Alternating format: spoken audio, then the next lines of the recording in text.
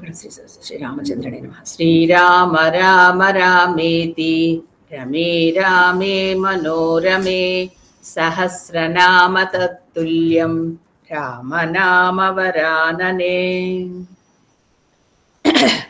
रामाय रामभद्राय रामचंद्राय वेधसे रघुनाथाय नाथाय सीताय पतये नमः। आपदामपहर्तारं दातारं सर्वसम्पदां लोकाभिरामं श्रीरामं भूयो भूयो नमाम्यहम्।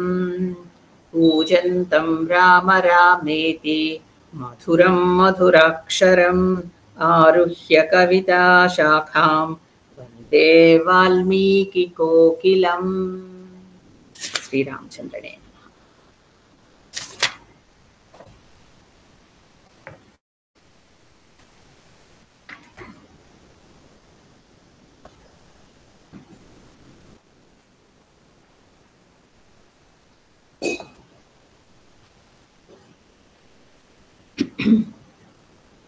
అయోధ్యకాండ.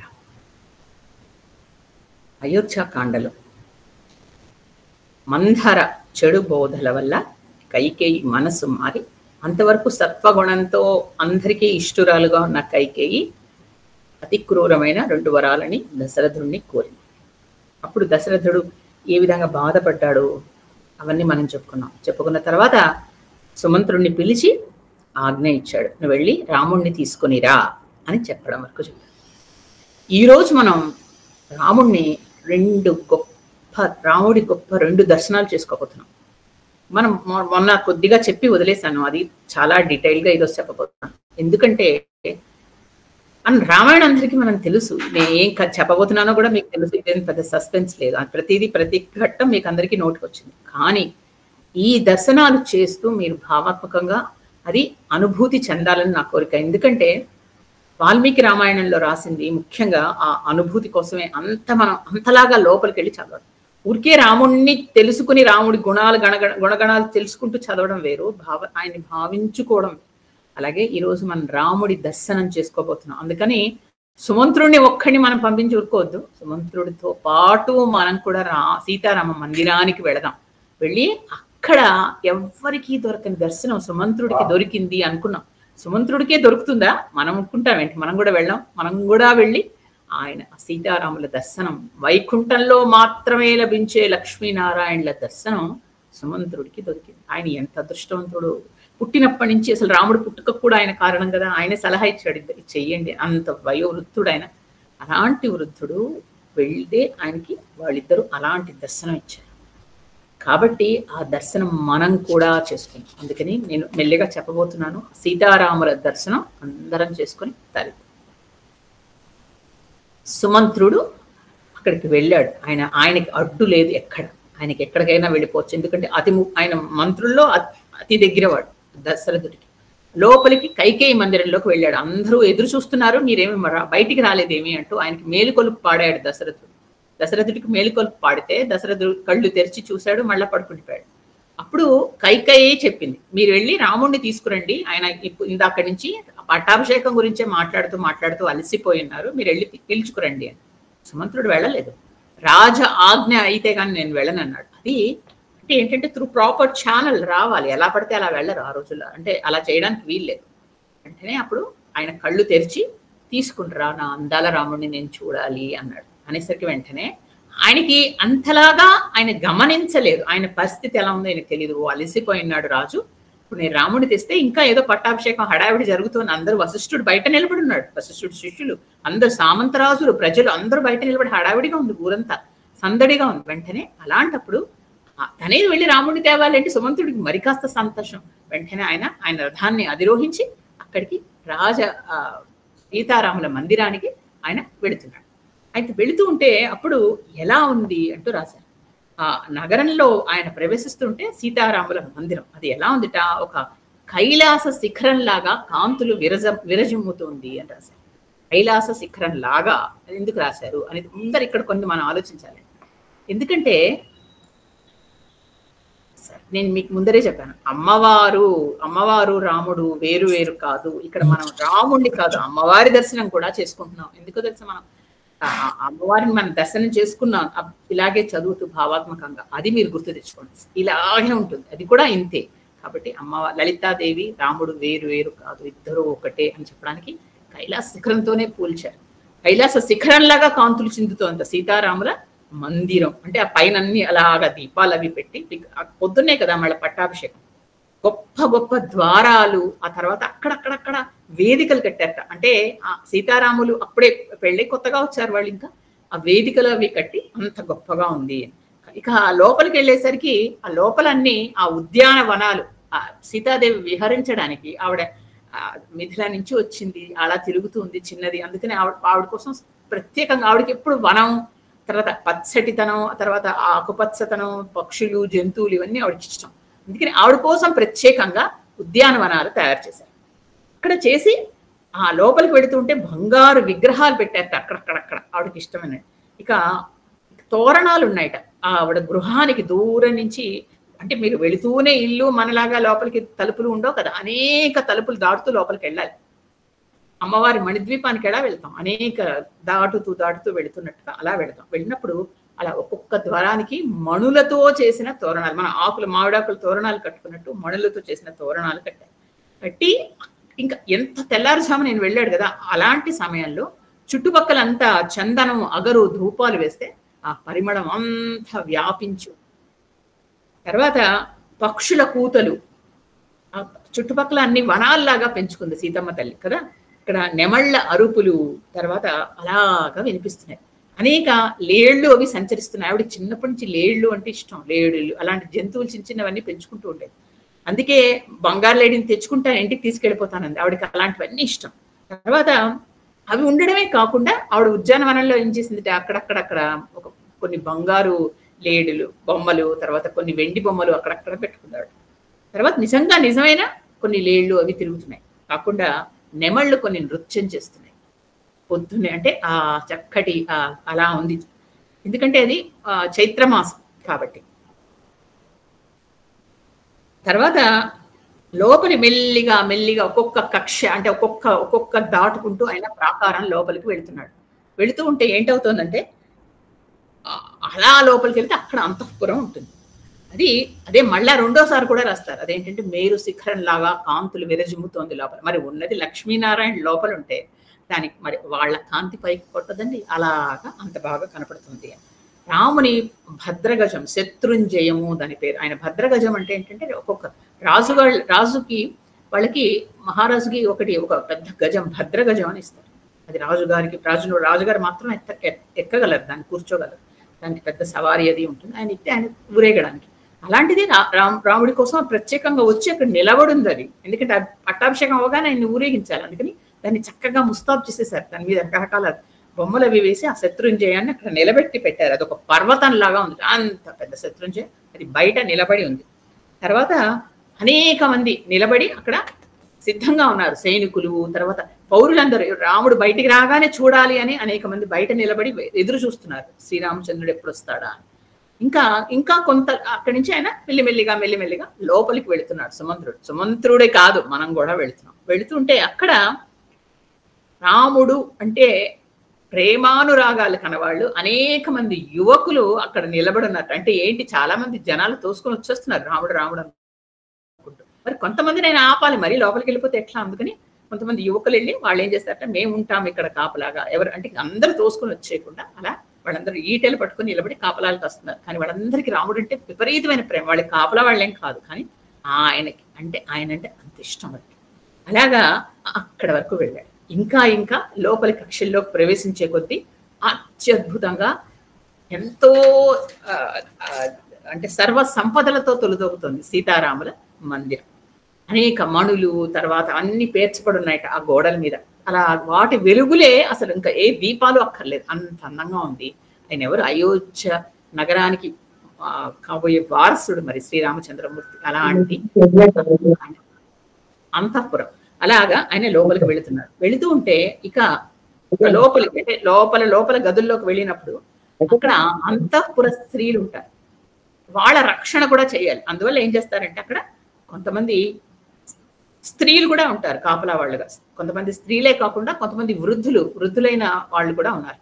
తర్వాత వాళ్ళు ఏం చేశారు, కాషాయ వస్త్రాలు కట్టుకుని పెద్ద పెద్ద కర్రలు పట్టుకుని వాళ్ళు నుంచుని ఉన్నారు. ఒక్క సీతాదేవి కాదు, అనేక మంది అంతఃపుర స్త్రీలు ఉంటారు, వాళ్ళకు కూడా రక్షణ ఉంటుంది. అందువల్ల అక్కడ అలాంటి వాళ్ళందరూ ఉన్నారు. ఇక అక్కడ వరకు వెళ్ళిన తర్వాత మరీ ఇంకా లోపలి కక్ష వరకు వెళ్ళాడు సుమంత్రుడు. వెళ్ళిన తర్వాత ఇక్కడ దశరథుడి దగ్గర ఆయన సుమంత్రుడు వెళ్ళిపోవచ్చు లోపలికి. ఇక్కడ మరి వాళ్ళు కొత్తగా పెళ్ళైన వాళ్ళు, పైగా శ్రీరామచంద్రుడు కదా ఆయన యువకులు, వాళ్ళందుకని అక్కడ వరకు వెళ్ళి ఆయన ఒక ఫార్మాలిటీ కింద అక్కడ ద్వారపాలకులకి చెప్పాడు, మీరు లోపలికి వెళ్ళి చెప్పండి సుమంత్రుడు మీ రాక కోసం ఎదురు చూస్తున్నాడని శ్రీరామచంద్రుడికి. ఆ ద్వారపాలకులు ఈయనకి నమస్కారం చేసి వాళ్ళు లోపలికి వెళుతున్నారు. వెళుతుంటే ఈయన కొంచెం లోపలికి వెళ్ళాడు. అక్కడ చూశాడు ఎవరిని, అంజలి ఘటించి నుంచున్న లక్ష్మణుణ్ణి.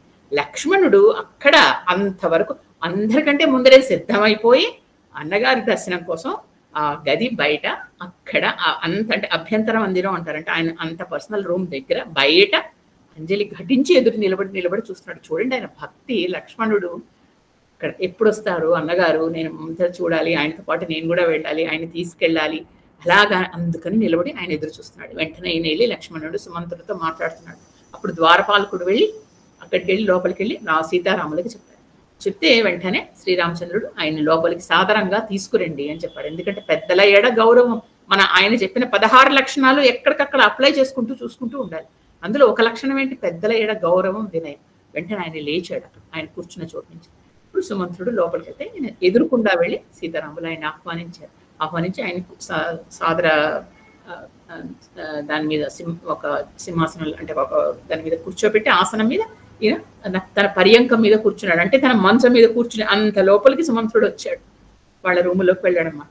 వెళితే అప్పటి వరకు సీతాదేవి స్వయంగా ఎర్ర చందనాన్ని తీసిందిట. స్వామి కోసం, రామస్వామి కోసం సీతాదేవి స్వయంగా తీసింది, ఎర్ర చందనం తీసిందిట. అది తీసి మైపూత కింద రాసుకుంటున్నట్టు ఆయన. చూడండి అసలు ఎంత చిన్న చిన్న విషయాలు అలా చెప్తారో. అలాగా అసలే అలా ముండి మెరిసిపోతున్న ఆయన ఆవిడ తీసిన దాంతో ఇంకా గుబాళిస్తున్నాడు ఆ చందనం, అలా రాసుకుంటున్నట్టు. రాసుకుంటూ ఆవిడ ఏం చేస్తోంది, మధ్యలో ఆయన కాళ్ళు పట్టి తర్వాత ఇలా రాసుకుని అలసిపోతున్నాడేమో అన్నట్టుగా అంత సుకుమారంగా ఉంటే ఆయనకి మధ్యలో వింజామర వీస్తుంది స్వయంగా సీతాదేవి. అలాంటి సన్నివేశాన్ని, అలాంటి లక్ష్మీనారాయణులని అంత దగ్గరగా అంత అభ్యంతర మందిరంలోకి వెళ్ళి మరీ చూసిన సుమంత్రుడికి ఒక నమస్కారం, మనకి అవకాశాన్ని ఇచ్చిన వాల్మీకి మరొక నమస్కారం. ఆ విధంగా చూస్తే ఎలా ఉన్నట్టు ఆయన సూర్యునిలాగా దివ్య తేజస్సుతో వెలుగుతున్నాడు. సూర్య వంశంలోనే పుట్టాడు, సూర్యుని లాంటి తేజస్సు. పైగా పౌర్ణమి రోజు చిత్తా నక్షత్రంతో కలిసిన పౌర్ణ చంద్రుడిలా ఉన్నాడు. ఈ చైత్ర మాసం కదండి, చిత్తా నక్షత్రంతో పౌర్ణమి రోజు చంద్రుడు కలిసి ఉంటాడు. చైత్రమాసం, చైత్ర పౌర్ణమి, ఆ రోజు చైత్ర దశమి, ఇంకా పౌర్ణమి రాలేదు. అలాంటి రోజు ఎలా ఉంటాడు చంద్రుడు, అంత అద్భుతంగా. అంటే సూర్యుడు లాంటి తేజస్సు ఉంది, చంద్రుడు లాంటి చల్లదనం ఉంది. పైగా ఎప్పుడు మాయని చిరునవ్వు అక్కడ శ్రీరామచంద్రుడు అంత అందంగా అలా ఉన్నాడు. వెంటనే వీణ వెళ్ళి వినయంగా ఆయన్ని చూసి నమస్కరించి సుమంత్రుడు చెప్పాడు, కౌసల్యానందన అని పిలిచాడు. అంటే మా కౌసల్య కందయ్య నిన్ను అందరినీ తల్లి పేరు చెప్పి పిలిచాడు. చెప్పాను కదా కౌసల్య సుప్రజ రామ అని. ఎలా విశ్వామిత్రుడు పిలిచాడో ఈయనకు తెలియకుండా దశరథ నందన అని రాలేదు, కౌసల్యానందన అని వచ్చి మీ తండ్రి కైకేయి మందిరంలో ఉన్నాడు, నిన్ను చూడాలని పిలిచాడు, ఒకసారి వెళ్ళదాంట్రా అని చెప్పాడు. చెప్పేసరికి వెంటనే శ్రీరాముడు ఆయన్ని లేచి నిలబడి ఆయన్ని సన్మానించి, అంటే ఆయన ఏమైనా తాగుతారా, మీకు ఏమైనా కావాలా, మీకు అలసిపోయిచ్చారంటూ ఆయన చూస్తాం కదా, అలాంటివన్నీ చూసి వెంటనే సీతాదేవికి చెప్పాట, చూడు మా నాన్నగారు మా అమ్మ అక్కడ కైకేయి, కైకేయిని కూడా అమ్మ అని అంటాడు కదా ఆయన, ముగ్గురు ఆయనకి సమానులే, నన్ను పిలిచారు రమ్మని. ఎంత ఇష్టమో ఆవిడికి నేనంటే, చాలా ఇష్టం, అసలు భరతుడి కంటే కూడా నేను ఇష్టం. అలాంటిది నా గురించే రాత్రంతా మాట్లాడుకొని ఉంటారు, ఇంకా ఏం చేద్దాం, ఇంకా ఏదో హడావిడి చేయాలని ఆవిడకి ఎప్పుడు అలాగే ఉంటుంది, ఏం చేసినా సరిపోతుంటుంది, అలాగా ఇంకా ఏదో కొత్త విషయాలు ఏవో చెప్పుకుంటుంది, అందుకనే నన్ను పిలిచుంటారు, కాబట్టి నేను వెళ్ళొచ్చేస్తాను, వెళ్ళి అక్కడ ఒకసారి అమ్మా నాన్నని చూసి వస్తాను అన్నాడు. వెంటనే సీతాదేవి అలాగే అని రాముడు బయలుదేరాడు, రాముడు సుమంత్రుడు బయలుదేరాడు. వెంటనే సీతాదేవి ఆయన్ని గుమ్మం వరకు వచ్చి ఆయన్ని అక్కడ ఆయనకి శుభవచనాలు చెప్పింది, నీకు అంతా మంచి జరుగుగాక అన్నట్టు. అంటే ఒక భార్యగా ఏం చెయ్యాలి అన్నట్టు చెప్తుంది. అలాంటివి కొన్ని కొన్ని ఉంటాయండి. ఏంటంటే అది మనకి చెప్తూ ఉంటారు. ఒక మహాపతివ్రత అయిన ఒక తల్లి భర్త బయటకు వెళుతూ ఉంటే వెనక నుంచి ఏం వెళ్ళారులే ఇలాగా నెగిటివ్‌గా మాట్లాడకూడదు. మంచిది వెళ్ళిరండి జాగ్రత్త. ఇప్పుడు మనం ఆల్ ద బెస్ట్ మంచిది అలా చెప్తాం కదా! అలాగా గుమ్మం వరకు మాత్రమే, గుమ్మం దాటకూడదు అంటారు. గుమ్మం వరకు వచ్చి ఆయన్ని అన్ని హితవచనాలు చెప్పడానికి లేచింది. ఇప్పుడు సీతాదేవిని చూసిన ఆయన తన మెడలో ఉన్న ఒక మంచి ముత్యాల హారం తీసి ఆవిడ మెడలో వేశాడు. అంటే ఇలా తీసి వెంటనే ఆవిడకి వేశాడు. అంటే అంత వచ్చేసరికి ఈయన మెడ బోసిపోయినట్టుగా ఉంది. ఎందుకంటే ఆ మెడలో తీసేశాడు కదా! వెంటనే ఇలా ఒక 4, 5 సార్లు ఆయన వైపు సిగ్గుగా చూసిందిట. ఇలా చూసి తలదించుకోవడం అలా చేసింది. ఇక్కడ ఆయన రాస్తారనమాట. ఏంటంటే ఈవిడివి నల్ల కలువల్లాంటి కళ్ళు. ఇలా ఆయన వైపు దించడం చేసేసరికి అది ఎలా నల్ల తుమ్మెదలు చేసినట్టు నల్ల కలువల్లాగా అలా అనిపించాయి ఆవిడ కళ్ళు. అనిపించి ఈవిడ ఇలా చూసేసరికి నల్ల కలువల హారాన్ని ఆయనకి వేసినట్టుగా మనకు అనిపిస్తుంది. అంత అద్భుతంగా రాశారు అన్నమాట. అంటే ఇది మనకి ఊహ అంతే. నిజానికి ఆవిడేం వేయలేదు. అలా 4, 5 సార్లు సిగ్గుగా ఆయన వైపు ఇలా చూసి తలంచుకునేసరికి ఆ నల్ల కలువల మాల ఆయనకు వేసినట్టుగా అనుభూతి వచ్చింది అంటారు. అలా వచ్చినప్పుడు ఏమైందంటే వెంటనే ఆయన బయలుదేరి వెళ్ళడానికి గుమ్మం దాటుతుంటే అప్పుడు వెనక నుంచి సీతాదేవి శుభవచనాలు పలికింది. ఏమని? నీకు ఈరోజు యువరాజు పట్టాభిషేకం జరగబోతోంది శ్రీరామ అంటూ చెప్తోంది ఆవిడ.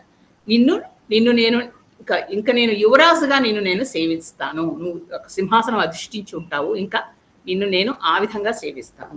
నీకు తూర్పున ఇంద్రుడు, దక్షిణాన యముడు, పశ్చిమాన వరుణుడు, ఉత్తరాన కుబేరుడు నిన్ను నీ రాజ్యాన్ని రక్షించెదరుగాక అంటూ శుభవాక్యాలు సీతాదేవి రాముడితో పలికింది. ఇవి మనం గమనిస్తూ ఉండాలి. ఎందుకంటే ఆ రోజుల్లో ఆచారాలు అనుకోవడానికి వీల్లేదండి. ఇవి అందరికీ మంచివే. ఇలా పలకాలి భార్య అన్నట్టుగా.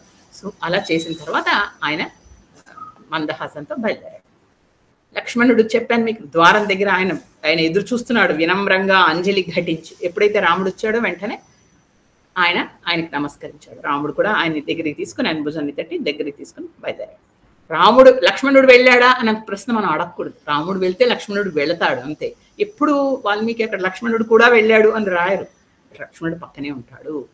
ఇద్దరు కలిసి వెళ్ళారు. వెళుతూ ఉంటే వెంటనే అప్పుడు ఏం చెప్పారంటే, సుమంత్రుడు అలా చూస్తున్నాడు రాముడిని. అంతసేపు సీతారాముల్ని చూస్తారు, వెళ్ళి తన వెంబడే వస్తున్న రాముడిని చూస్తున్నాడు. ఇక్కడ మనకి కొంచెం ఆగుదాం. ఏంటంటే ఒకటి మనకి ఒక్కొక్కటి చూడాలండి. మనకి ఎన్ని దర్శనాలు చేసుకున్నాం అంటే గొప్ప దర్శనాలు. ఒకటి విశ్వామిత్రుడు, కౌసల్య సుప్రజ రామ అంటూ లేపాడు చూసారా. ఆయన జన్మ ధన్యం అయిపోయింది. ఆయనది కాకుండా మన జన్మ కూడా ధన్యం చేశాడు. తర్వాత అహల్య కదా, అహల్యకి ఎంత చక్కటి దర్శనం ఇచ్చాడు ఆయన. తర్వాత ఇక్కడ సుమంత్రుడికి ఆ విధంగా దర్శనం వచ్చిన తర్వాత అప్పుడు ఏం చేశాడంటే, సుమంత్రుడు వచ్చి వెండి రథాన్ని సిద్ధం చేశాడు రాముడికి. ఆ రథాన్ని ఈయన అధిరోహించాడు. అది ఎంత విశాలమైన రథమో దాన్ని మణులతోటి దాంతో అలంకరింప చేశారు. ఎందుకంటే ఆయన యువరాజు దాని మీదే అయి మళ్ళా దాని మీద ఊరేగించాలి. ముందే ఆయన దాన్ని అధిరోహించాడు. వెంటనే లక్ష్మణుడు ఎక్కాడు దాని మీద. ఎక్కి వెనకాతల శ్వేత ఛత్రం పట్టుకుని నుంచున్నాడు. అంటే ఒక తెల్ల గొడుగుని పట్టుకుని వెనకాతల రాముడు వెనకాతల నుంచున్నాడు. ఇంకా మనకు చోట్లేదు ఎక్కడానికి. ఎందుకంటే వీళ్ళిద్దరూ ఉన్నారు, ముందర సుమంత్రుడు ఉన్నాడు. మనం ఎలా ఎక్కి కూర్చుంటాం అనుకుని మనం పక్కన నడుస్తూ వెళదాం. ఇప్పుడు అసలైన అయోధ్యని చూడాలండి. రామరాజ్యానికి ఎదురు చూస్తున్నారు అయోధ్య నగర వాసులందరూ అక్కడ ఎదురు చూస్తున్నారు. మనకి మాత్రం లేదు రామరాజ్యం చూడాలని. మనం ఎన్నిసార్లు అనుకుంటాం రామరాజ్యం లాంటి రాజ్యం రావాలి అని కలలు కంటాం కదమ్మా. అలాంటి రాజ్యం వాళ్ళకి రాబోతుంది. వాళ్ళు కూడా రాముడు పుట్టినప్పటి నుంచి చూస్తున్నారు. ఇంకా వాళ్ళకి ఆ రోజే అని తెలిసిన తర్వాత వాళ్ళ ఆనందానికి అంతు లేదు. అంతకు ముందర నేను చెప్పాను, ఒక బ్యారికేడ్స్ లాంటివి కూడా కట్టారు. ప్రజలందరూ గుమికూడారు రాముడిని చూడడానికి. ఎప్పుడైతే రాముడి రథం అక్కడి నుంచి అది పెద్ద మేఘ గర్జనతో వస్తుంది. ఇప్పుడే మనం కృష్ణుడి రథాన్ని తెలుసుకున్నాం, అలాగే రాముడి రథం కూడా అలాగే వస్తూ ఉంటే వెనకాతల ముందర అనేక మంది అశ్వాన్ని అధిరోహించి గుర్రాలు ఎక్కిన వాళ్ళు రకరకాలుగా ముందర సైనికులు ఈటలు పట్టుకుని నడుస్తూ శ్రీరామచంద్రుడికి జై, శ్రీరామచంద్రుడికి జై అంటూ నడుస్తూ ఉంటే ఇంకందరికీ తెలిసిపోతుందో రాముడు వస్తున్నాడు. అందరూ గబగబా దగ్గరికి వచ్చి అక్కడ నిలబడి చూస్తున్నారు ఆయన. అలాంటి ఇక ఆయనకి దానికి కట్టిన గుర్రాలు ఎలా ఉన్నాయంటే 4 గుర్రాలు బలిష్టంగా ఉన్నాయి. చాలా చాలా బలంగా ఉండి అత్యంత వేగంగా వెళ్ళగలిగిన గుర్రాలు. అలాగా వెళుతుంటే జనులందరూ హర్షధ్వానాలు చేస్తున్నారు. గట్టిగా అరవడం, చప్పట్లు కొట్టడం, ఇలా వాళ్ళ ఉత్తరీయాలు ఎగరేయడం, అలా అంత హడావిడి చేస్తూ, ఇక పైగా వాళ్ళందరూ కొంతమంది సూరులు వాళ్ళు ఏం చేస్తున్నారు, వాళ్ళు ఇదంతా ఏమీ చెప్పాల, ప్రోటోకాల్ ఇంకా ఏం లేదు, ఎందుకంటే ఆయన ఇంకా యువరాజు అవ్వలేదు. కానీ వాళ్ళంతా వాళ్ళే వచ్చి వాలంటీర్ వాళ్ళని చేసేస్తున్నారు, ఇష్టంగా చేస్తున్నారు. కొంతమంది సూర్యులు ఏం చేశారు, వాళ్ళు వాళ్ళు రకరకాల ధనుస్సులు, కవచాలు, ఖడ్గాలు ధరించి వాళ్ళు ముందర నడుస్తున్నారు. ఆ తర్వాత కొన్ని వేదికలు కట్టారు అక్కడక్కడక్కడ, స్టేజెస్ లాంటివి. నేను మీకు చెప్పాను ఇప్పుడే, ఒకటి మనం ఈరోజు 2 దర్శనాలు చేసుకోపోతున్నాం. ఒకటి మనం సుమంత్రుడితో పాటు దర్శనం, ఇది రాజారాముడి దర్శనం, అది లక్ష్మీనారాయణుడి దర్శనం, ఇది రాజారాముడు. అంటే ఒక ప్రజల మధ్య ఉన్న రాముడు ఎలా ఉంటాడు, ప్రజలు ఎంత సంతోషంగా ఉంటారు, నడుస్తున్నప్పుడు ఆ వీధుల కోలాహలం ఎలా ఉంది అనేది అయోధ్యకు వెళితేనే తెలుస్తుంది. కాబట్టి అయోధ్యలో ఆ రథంలో ఆయన వెళుతున్నప్పుడు మన పక్కన నడుస్తూ వెళుతున్నట్టుగా మనం భావిస్తే అది ప్రతి ఒక్కటి మనం భావించగలం, అనుభవించగలం. అలా వెళుతూ ఉంటే చుట్టుపక్కల వేదికలు ఉన్నాయి, అక్కడక్కడక్కడ వేదికలు కట్టేశారు అప్పటికప్పుడు టెంపరీగా. కడితే ఒక్కొక్క చోట ఒక్కొక్క వాళ్ళు, కొంతమంది వీణ వాయించేవాళ్ళు, కొంతమంది మృదంగం వాయించేవాళ్ళు, వేణువు మృదంగం ఇలా వాయిస్తూ అక్కడంతా కోలాహలం చేస్తున్నారు. అంటే సందడి ఇష్టం అనమాట. తర్వాత కొంతమంది స్తుతులు పాడుతున్నారు, దేవతా స్తుతులు, అన్ని మంచి జరగాలి అంటూ శుభాశీస్సులు బ్రాహ్మణులు చెప్తూ, అలాగా గుళ్ళలో అప్పుడే మొదలైపోయాయి పూజలు పొద్దున్నే చేస్తూ ఉంటే, ఇక అక్కడి నుంచి ఆ వీధులు, కొన్ని దేవాలయాల వీధులు, కొన్ని తర్వాత కొన్ని మామూలు పెద్ద పెద్ద రాజ వీధులు కొన్ని దాటి రాముడు ఇక అంటే కొన్ని రెసిడెన్షియల్ ఏరియాస్ అంటారు చూసారా, అలాంటి చోటికి ప్రవేశించాడు. అంటే ఇంకా అన్ని అక్కడన్ని రాజప్రసాదాలే, అందరూ ఇళ్లే ఉన్నాయి, ఇక ఇలాంటివి లేవు. అలాంటి చోట్లకు వెళ్ళేసరికి ఇక అక్కడ అనేక మంది రాముడు వస్తున్నాడు అనే విషయాన్ని తెలిసి, హడావుళ్ళు తెలిసి ఇళ్లలో అందరూ అన్ని ఏం చేశారు, కొంతమంది బయటకు వచ్చిన వాళ్ళు వచ్చారు, కొంతమంది మేడ మీద అట్లా కిటికీలలో నిలబడి చూస్తున్నారు. ఆడపిల్లలు, పెద్దవాళ్ళు, రాలేని వాళ్ళందరూ నిలబడి, రాముడు అటువైపు రాగానే పువ్వులు చల్లేవాళ్ళు, గట్టిగా అరిచేవాళ్ళు, సంతోషంగా అరుపులు, ఇలాంటివన్నీ చేస్తున్నారు. ఇక అనేక మంది సుందరీమణులు పరిగెట్టుకొని ముందరకు వచ్చేసారు, రాముని చూడాలి, అంతవరకు చూడని వాళ్ళు, కథలుగా ఆయన గురించి విన్న వాళ్ళు వచ్చారు, వచ్చి పూలు చల్లుతున్నారు. పెద్దవాళ్ళు అంటున్నారట, వృద్ధ స్త్రీలు, కౌసల్యావర్ధన, నీ యాత్ర సుఫలం కావాలి, నువ్వు చక్కగా వెళ్ళి, నువ్వు ఈరోజు పట్టాభిషేకం నీకు బాగా జరగాలి, నువ్వు వృద్ధిలోకి రావాలి అంటూ వృద్ధ స్త్రీలు అక్కడి నుంచి పువ్వులు జల్లుతూ ఆయన్ని దీవిస్తున్నారు. ఆయన అందరికీ నమస్కారం చేస్తున్నాడు, ఆ రథంలో నిలబడి రథం ముందరికి వెళుతారు. ఇంకా కొంతమంది ప్రౌఢ స్త్రీలు ఉంటారు, అటు అంటే మధ్య వయసు వాళ్ళు అంటున్నారు, ఆహా సీతాదేవి ఎంత అదృష్టవంతురాలు, ఎంత ఉత్తమురాలు, ఇంత చక్కటి వాడికి భార్య అయింది, ఎంత గొప్ప తపస్సు చేసి వచ్చిందో మన దేశానికి, ఎంత మంచి ఉత్తమ ఇల్లాలో, ఎంత చక్కటి జంట వీళ్ళిద్దరిది అంటూ వాళ్ళు మురిసిపోతున్నారు. అలా వాళ్ళు పూలు చల్లుతారు, ఆశీర్వదిస్తున్నారు. అన్నీ వింటున్నాడు రాముడు, చిరునవ్వుతో వింటున్నాడు. అలా వీళ్ళు పొగుడుతున్నారని పొంగిపోవడం లేదు, చాలా మామూలుగా నవ్వుతూ వింటున్నాడు. అన్ని కథలుగా ఒకళ్ళొకొకళ్ళు చెప్తుంటే అన్ని వినిపిస్తున్నాయి రాముడికి, అన్నీ వింటూ నవ్వుతున్నాడు. కొంతమంది గాయకులు అక్కడ పక్కన నిలబడి ఆయనతో పాటు వెళుతూ రాముడి గుణగణాలు కీర్తిస్తూ పాటలు పాడుతున్నారు. తర్వాత కొంతమంది జేజేలు, శ్రీరామచంద్రుడికి జై జై అంటూ అరుస్తూ కొంతమంది. ఈ రాజ మార్గాలన్నీ జనము, హడావిడి, సంతోషం ఇదంతా చూస్తున్నారు. ఇక అక్కడంతా అయిపోయి ఇంకొక మలుపు తిరిగింది రథం. అక్కడ అన్ని అంగళ్ళు ఉన్నాయి, అంగళ్ళు అంటే అన్ని షాప్స్ ఉన్నాయి, అనేక షాపులు. అప్పుడే పొద్దున్నే, అసలు రాత్రి మొయ్యడాలు లేవు, ఎందుకంటే అనేక మంది జనం వస్తున్నారు, అనేక కొనుగోలు చేస్తున్నారు, కొత్త కొత్త బట్టలు కొనుక్కోవాలి, హడావిడిగా ఉంది కదా దేశం అంతా. అలా కొన్ని షాపులు తెరిచే పెట్టారు. అందులో కొన్ని చోట్ల చందనం అమ్ముతున్నారు, కొన్ని చోట్ల పట్టు వస్త్రాలు, అవన్నీ పుష్పాలు, ముత్యాలు రాసులుగా పోసి అన్ని అమ్ముతున్నారు. అందరూ కొంటున్నారు. ముగ్గులు వేసుకునే వాళ్ళు, రత్నాలు అవన్నీ ఆభరణాలు ధరించేవాళ్ళు కాకుండా పుష్పాలు కొన్ని గుట్టలుగా పోస్తున్నాయి, అవి కూడా అందరూ కొని వాళ్ళ తోరణాలు అవన్నీ కడుతున్నారు. తర్వాత భక్ష్యాలు, ఎవరి ఇళ్లలో చూసిన అక్కడి నుంచి అందరి ఇళ్లలోంచి సువాసనలు వస్తున్నాయి, భక్ష్యాలు చేస్తున్నారు, చేసిన అందరూ పనిచేస్తున్నారు. అందరూ ఒకళ్ళకొకళ్ళు తీసుకోండి మీరందరూ ఈరోజు చక్కగా అందరూ తినండి అంటూ ఒకళ్ళకొకళ్ళు పంచుకుంటున్నారు. ఇక ప్రతి భవనం ముంగిళ్లలో ముగ్గులేశారు, మామూలు ముగ్గులు కావండి, ముత్యాలు రత్నాలు కలిపి మెరిసిపోయేగా పెద్ద పెద్ద ముగ్గులు చేశారు. అక్కడి నుంచి కొంచెం దూరం వెళ్ళాక అనేక మంది వృద్ధులు అక్కడ కూర్చుని ఉన్నారు, పెద్దవాళ్ళు. వాళ్ళందరూ రాముడిని చూడగానే కూర్చుని లేచి అందరు ఆశీర్వదిస్తున్నారు. నువ్వు పట్టాభిషేకం చేసుకుని రాజా రాముడి అవ్వాలి, ఇక్ష్వాకుల పేరు నిలబెట్టాలి అంటూ అందరూ ఆశీర్వదిస్తున్నారు శ్రీరామచంద్రుడు. అప్పుడు పిల్లలందరూ అంటే రాముడి వయస్సు వాళ్ళు ఏమంటున్నారో తెలుసా, నువ్వు మీ రామరాజ్యం రాబోతోంది, మీ అందరం హాయిగా ఉంటాం, రామరాజ్యంలో మీ అందరం బాగుండబోతున్నాం, మా అందరికీ బ్రహ్మానందం అవ్వబోతోంది అంటూ వాళ్ళు మాట్లాడుతున్నారు. వీళ్ళందరూ స్నేహితులు. ఇలాగా ఒక్కొక్కళ్ళ ప్రతి వాళ్ళకి ఆనందమే. పిల్లలందరూ అక్కడికి వచ్చి నృత్యం చేసేవాళ్ళు, వచ్చేవాళ్ళు, వచ్చి ఆయన తొంగి చూసేవాళ్ళు. ఇలా ఎన్ని చేస్తున్నా ఆయన నిర్వికారంగా ఉన్నాడు. అందరికీ చిరునవ్వే సమాధానం, నమస్కారమే, ఇంకేం లేదు అంతకుమించి. స్థిత ప్రజ్ఞత అంటే ఇదేనండి. ఏంటంటే ఎవరో పొగిడారని పొంగిపోవడం ఉండదు, ఇంకొకళ్ళు ఏదో అన్నారని బాధపడటం ఉండదు. ఇలా చేశాడు కాబట్టి ఆయన యోగి శ్రీరామచంద్రమూర్తి. ఆ విధంగా ఆయన వెళుతున్నాడు. ఇంకా ఇంకా ఇంకా ఇంకా రాస్తారు. ఎంత రాసినా వాల్మీకి తనివి తీరట్లేదు. ఏంటంటే అలా వెళుతూ ఉన్నప్పుడు పుంసామోహన రూపాయ అంటారు కదా శ్రీరామచంద్రుడిని. పురుషులకు కూడా ఆయన రూపం మోహింపచేసేలాగా అంత అద్భుతంగా ఉంది అని. అలా వెళుతున్నట్ట రాముడు. ఇలా వెళ్ళిపోతూ ముందు నుంచి పక్క నుంచి ఇలా వెళ్ళిపోతూ ఉంటే ఇలా చూస్తున్నాడు. ఆయన ఇలా వెళ్ళిపోతూ ఉంటే అలా వెళ్ళిపోయాడు. అలా రథం మెల్లిగా వెళ్ళిపోతుంది కదా, ముందరికి వెళ్ళిపోతుంది. కానీ వాళ్ళు వెంటనే చూపిలా తిప్పుకోవాలి కదా, తిప్పుకోవట్లేట. అలా ఉండిపోయారు, అలాగే ఉండిపోయారు. అంటే అంత బాగున్నాడు అని చెప్పడం అనమాట. అంటే చూపు తిప్పుకోలేకపోతున్నారు జనం అని చెప్పడం. అలాగా 4 వీధుల కూడళ్ళు ఉన్నాయట అనేక. అంటే మన చౌరస్తాలు లాంటివి, దేవాలయాలు, వృక్షం, గొప్ప గొప్ప వృక్షం ఉండే మధ్య పెద్ద పెద్ద చెట్లు, వాటి మధ్యలో కూర్చోడానికి అరుగులు అవి ఉంటాయి. అలాంటివి సభా మందిరాలు, ప్రదక్షిణ, ఇవన్నీ వస్తున్నాయి. వాటిన్నింటినీ అలాగా ప్రదక్షిణ పూర్వకంగా దాటుకుంటూ వాటికి నమస్కారం చేసుకుంటూ వెళ్తున్నాడు. ఇక్కడ అంటారండి, చాలా ఒక అత్యద్భుతమైన శ్లోకం ఉంది. నేను మీకు తర్వాత నేను రాసి పెడతాను, చదివి వినిపిస్తాను. యశ్చ రామం న పశ్చేత్తు ఎంచ రామం న పశ్యతి నిందితః స వసేల్లోకే స్వాత్మాప్యేనం విగర్హతే.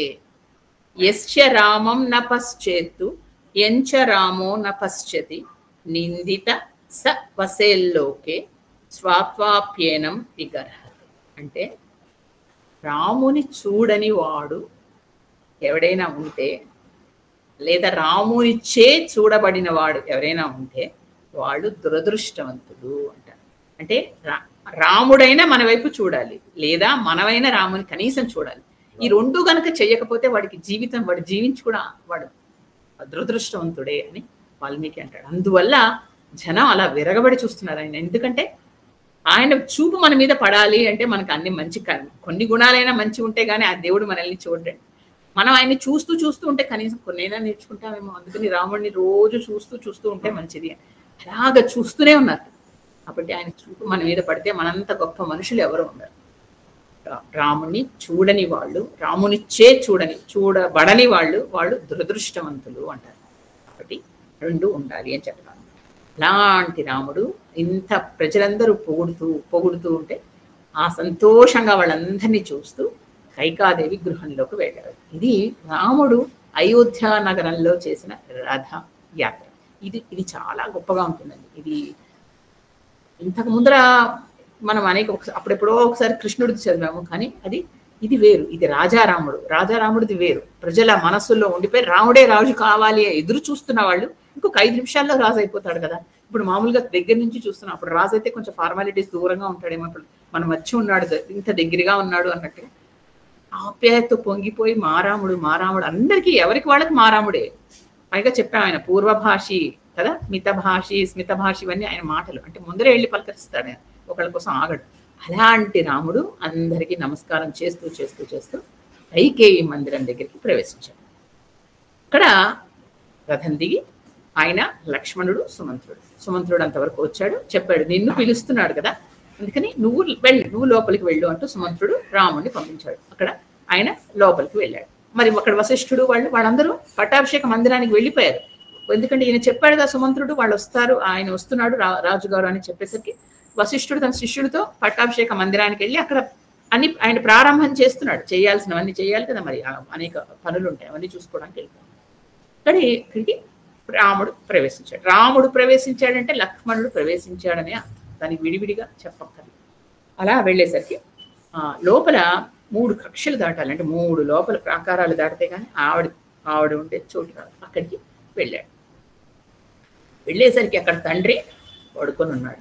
మామూలుగా తనని చూడగానే అంతవరకు ఆయనకి ఎప్పుడైనా ఏదైనా పనుల్లో ఉన్నా, ఏదైనా సభలో ఏదైనా ఉన్నా, బాగా అలసిపోయిన రాముడిని చూడగానే వెంటనే నవ్వేసి రాముడిని గట్టిగా కౌలించుకునేవాడు. అది దశరథుడి స్వభావం. అలాంటిది తనని చూసి ఇలా తలెత్తి వెంటనే మళ్ళా తల దించుకుని ఉండిపోయాడు. అర్థం కాలేదు రాముడికి.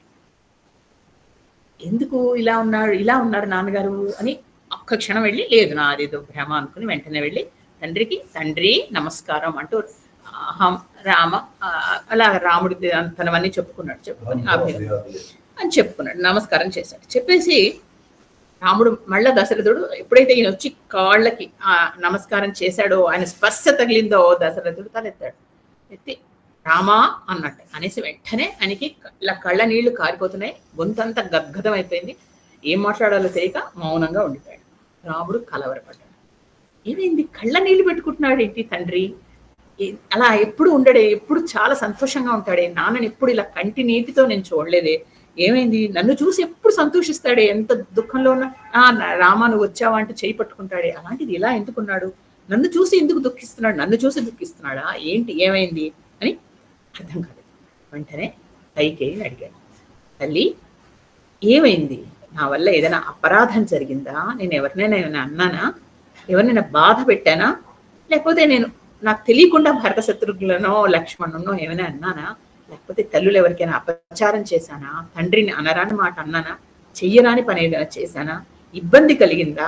ఏమైందో చెప్పు. ఎందుకు ఎప్పుడు ఇలాగా నేను తండ్రిని ఎప్పుడు ఇలా చూడలేదు, అందుకని మీ కనీసం నువ్వైనా చెప్పు ఏదైందో. తల్లితో అతనికి చనువు ఉంది కైకేయితో. కైకేయి చాలా చాలా చాలా భరతుని కంటే ఎక్కువ ముద్దు చేస్తుంది. అందుకని తల్లినే అడిగిస్తే వెంటనే ఆవిడ చూసింది భర్త వైపు. ఆయన మాట్లాడే స్థితిలో లేడు, ఆవిడకి తెలిసింది ఈయన మాట్లాడు అని. తనంతట తనే కలగ చేసుకుని నిర్లజ్జగా నిస్సంకోచంగా మాట్లాడటం మొదలు. ఎంతో సాత్వికంగా ఉండే కైకేయి ఈ విధంగా ఎలా మాట్లాడుతోంది అంటే ఇదంతా దైవ ప్రేరేపణే అనుకోవాలి మనం, అంతే కదండి. అలాగా రాముడు అంటే అత్యంత ప్రేమ కలిగిన కైకేయి ఇంత నిస్సంకోచంగా నిర్లజ్జగా ఎలా మాట్లాడుతోంది? ఏం మాట్లాడుతుంది వినండి. రాముడితో అంటోంది, ఆయనకి మానసికంగా శారీరకంగా ఏమి బాధలు లేవు, బాగానే ఉన్నారు ఆయన. కాకపోతే ఆయనకి ఒక కోరిక ఉంది, అది నీకు చెప్పడానికి ఆయన భయపడుతున్నాడు. నువ్వు పాటిస్తాను అని కనుక చెప్తే అప్పుడు నేను తప్పకుండా చెప్తాను. భయపడుతున్నట్ట నేను అని అలా చెప్తాను. చూసారా ఎంత తెలివిగా ఎలాగా చెప్తోందో చూడండి. వెంటనే రాముడు అన్నాడు, అమ్మా ఇది రాజాజ్ఞే కాదు, పితృ ఆజ్ఞ కూడా కదా, ఇది నేను పాటిస్తాను. నా ప్రాణాలు ఇవ్వమంటే ఇస్తాను, అగ్నిలో దూకమంటే దూకుతాను, అంతేకాని నేను సందేహించడం అనేది లేదు. ఆయనే నాకు గురువు, ఆయనే రాజు, ఆయనే నాకు హితుడు కూడా, ఏదైనా చేస్తాను. కాబట్టి ఇంకొకటి ఏంటంటే నేను ఇప్పుడు ఒట్టు పెట్టి మాట్లాడుతున్నాను, ఆయన ఏం చేయమంటే అది చేస్తాను చెప్పు అంటే రాముడితో కూడా మొదలు పెట్టించేసి. లేకపోతే రాముడు ఎదురు తిరిగితే నా ఇష్టం నాకు గట్టిగా అన్నాడు అనుకో, ఏం చేయలేము. ఎందుకంటే రాముడికి అంత శక్తి ఉంది, ఆవిడకి తెలుసు. అప్పుడే మారీచ సుబాహులు తాటకి అన్నీ అయిపోయాయి కదా. ఎందుకైనా మంచిది ఈయన వెనక జనకుడు ఉన్నాడు, ఇవన్నీ తెలుసు ఆవిడకి. అందుకే ముందర ఆయన్ని కమిట్ చేసేసి చూడండి తెలివితేటలు చేసేసి అప్పుడు మెల్లిగా చెప్పడం మొదలెట్టాడు. ఇది ఎంత తెలివిగా చెప్పిందంటే అప్పుడప్పుడు శంభరాసుర సంహారం అదంతా చెప్పడం మొదలెట్టాడు. శంభరాసుర సంహారం జరిగింది. అప్పుడు నాకు 2 వరాలు ఇచ్చాడు. ఇచ్చినప్పుడు నేను 2 వరాలు అప్పుడు అడగలేదు, ఇప్పుడు అడిగాను. అవి ఏంటంటే అంటూ మొదలెట్టి ఇక్కడ మనం ఒక క్షణం చిన్న ఎక్స్ప్లెనేషన్ ఇచ్చిన తర్వాత అది మిగతా చెప్తాం. కైకేయికి 2 వరాలు మాత్రమే ఇచ్చాడు దశరథుడు. 2 ఎందుకు ఇచ్చాడు? మామూలుగా ఏదైనా చేస్తే వరం కోరుకో అంటే ఒక వరం ఇస్తాడు కదా. కైకేయి కాపాడింది, శంభరాసుర యుద్ధంలో దశరథుడిని కాపాడింది. ఒక వరం ఇస్తారు, ఒక వరం కోరుకో అంటారు. లేదా ఈవిడ ముద్దుల భార్య కాబట్టి ముచ్చటగా 3 వరాలు కోరుకో అని ఉండొచ్చు. 2 ఏమిటి అటు ఇటు కాకుండా ఈ 2 నెంబర్ ఏంటి అనేది మనం ఈరోజు కొంచెం తెలుసుకున్నాం. ఏంటంటే ఈ శంభరాసురుడు అని వాడితో దశరథుడు దేవతలతో యుద్ధం అవుతుంది. వాళ్ళు ఏం చేశారంటే ఈయన్ని సహాయం అడిగారు దశరథుడు. ఈయన కూడా వెళ్ళాడు. వెళ్ళినప్పుడు ఆ శంభరాసురుడికి ఒక విద్యొచ్చు. ఏంటంటే ఎవరైనా యుద్ధానికి వచ్చినప్పుడు ఒక మంత్రం ప్రయోగిస్తారు.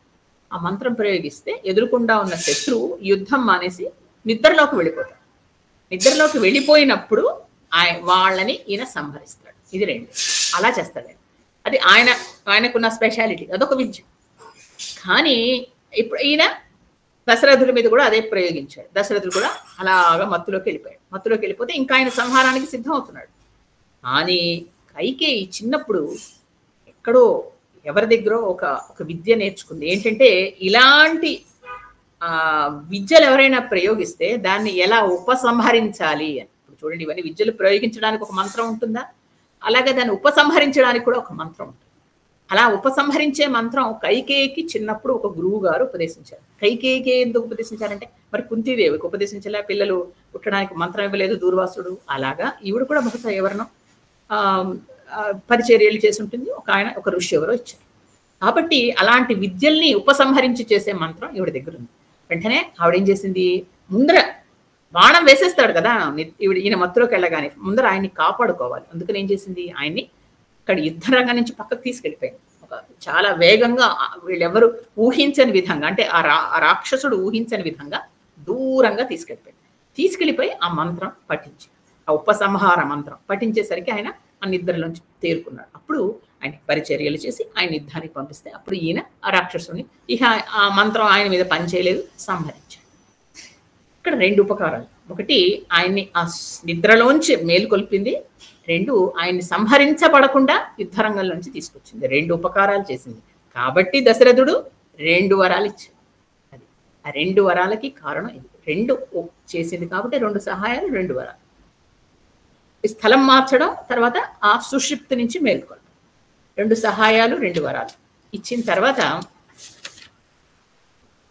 అవన్నీ చెప్పింది. ఇలా నేను 2 సంభరాసుడు సంహారంలో ఆయనకి సహాయం చేశాను కాబట్టి 2 వరాలు నన్ను కోరుకోమన్నాడు. అప్పుడు కోరుకోలేకపోయాను, ఇప్పుడు కోరుకుంటున్నాను. ఆ 2 వరాలు నాకు ఇవ్వమని. 1, భరతుడికి పట్టాభిషేకం. 2, నీకు నవపంచచ వర్షాన్ని, అది మర్చిపోకూడదు. 14 సంవత్సరాలనే మాట ఆవిడ నోట్లోంచి రానే లేదు. నవపంచచ వర్షాన్ని నువ్వు వనవాసం చెయ్యాలి. ఆయనకి చెప్పాను కదా, ఆయన స్థిత ప్రజ్ఞుడు రాముడు. ఆయన నీకు పట్టాభిషేకం అంటే పొంగిపోయే నాకు నా పట్టాభిషేకం అని సంతోషపడలేదు, వనవాసానికి వెళ్ళాలి అన్నప్పుడు కూడా నిరుత్సాహపడలేదు. అలాగే ఉన్నాడు ఆయన, ఏమీ ఆయనలో మార్పు లేదు. వెంటనే ఆయన అన్నాడు, నువ్వు చెప్పడానికి, మరి ఇది చెప్పడానికి తండ్రి ఎందుకమ్మా సందేహిస్తున్నాడు అంటే, ఏమో నువ్వు ఇలా చెప్తే నువ్వు వెళతావో వెళ్ళవో అన్న అనుమానంతో అంటే, దానికి రాముడు బాధపడ్డాడు. అమ్మా, నన్ను ఇన్నేళ్ల నుంచి చూస్తున్నారు నువ్వు నాన్నగారు, నేనేంటో మీకు తెలియదా, నేను ఎవరిని, నాకు ధర్మం అంటే చాలా ఇష్టం, నాకు రాజ్యం కాదు ఇష్టం, నాకు ధర్మం ఇష్టం, ధర్మ పాలన నాకు ఇష్టం. నాకు ఎప్పుడు ఒకే మాట మీద నేను నిలబడతానని తెలుసు. అందుకే కదండి రాముడు ఒకే మాట, ఒకే భార్య, ఒకే బాణం అంటాం. అలాగా అందుకని నేను మీకు అర్థం కాలేదు అనే విషయాన్ని నాకు బాధిస్తోంది. ఈ విషయం చెప్పడానికి మీకు ఎందుకు నాకు బాధపడుతున్నారు? భరతుడికి రాజ్యం అంటే నేను సంతోషంగా ఇస్తాను. భరతుడు నిజంగా యోగ్యుడు, అతనికి రాజ్యం ఉండడం మంచిది. నాకు వనవాసం అంటే నా క్లేశాన్ని, నాకు బాధని కలిగించదు. అందుకని నాకు అలాంటి శోకానికి నేనేమో లోను కాను. కానీ నాకు కనీసం నువ్వైనా చెప్పాల్సింది కదమ్మా, నాకు మీరు ఎందుకు దీనికోసం ఇంత ఆలోచిస్తున్నారు? నాన్నగారిని ఏమి బాధపడద్దని చెప్పు. ఆయన సత్య పరిపాలన జరుగుతుంది. ఆయన ఒక దీక్ష తీసుకున్నాడు కదా, సత్యాన్ని పరిపాలిస్తాను. ఎందుకంటే నీకు మాట ఇచ్చాడు, ఆ మాట నిలబెట్టాలి. కాబట్టి నేను అది తప్పకుండా నాకు రాజ్యం ఇంకా రాలేదు, అది భరతుడికి మీరు ఇవ్వండి, నేను వనవాసానికి వెళ్ళిపోతాను అని చెప్పాడు. నేను అప్పుడు చెప్పాడు వెంటనే, మీరు దాని గురించి ఆలోచించద్దమ్మా, నేను ఇప్పుడే దూతల్ని పంపించి భరతుడిని పిలిపిస్తాను, పట్టాభిషేకం చేసేద్దాం మనం అని చెప్పి. అని కైకేయి చెప్పానా, నిర్లజ్జ నిస్సంకోచం అనేది అందువల్ల ఆవిడ అలా విజృంభించి మాట్లాడుతుంది. దశరథుడు వింటున్నాడు, ఆవిడని అసహించుకుంటున్నాడు. ఈయన లేచి మాట్లాడే శక్తి కూడా ఆయనకి లేదు.